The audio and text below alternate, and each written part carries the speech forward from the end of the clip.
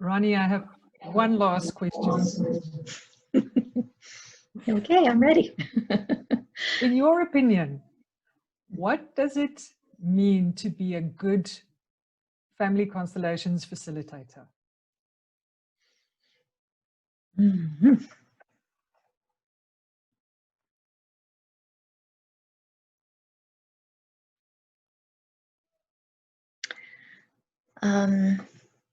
You know, I think I've spoken to a lot of it already in terms of what I would hold the absolute reality of the ancestors and working in that spiritual realm.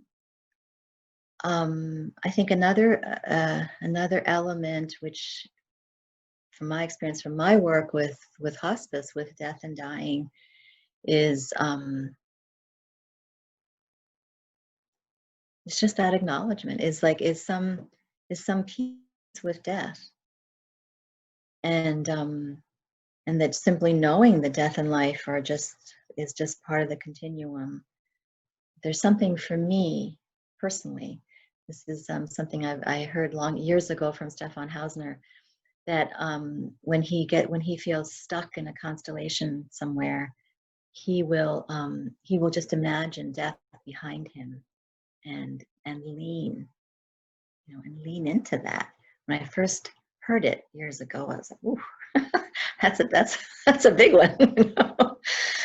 And but as I have been doing hospice work for years, and bringing this work, to hospice, but I don't mean to say that this. I guess I want to say is that this action of leaning into death and trusting death is holding you isn't limited to just issues of hospice. That I think it can be applied to any realm that you're working with in constellations. It's more, again, your acknowledgement as a facilitator of the greater forces of life and death, and how you are an instrument in that. So I think it's that humility of placing yourself in service of those greater fields.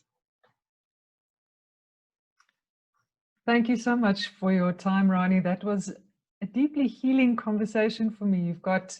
You really bring that inner silence with you into the conversation, and I'm so appreciative of that. Thank you for your time. Thank you. Thank you for the questions and the invitation.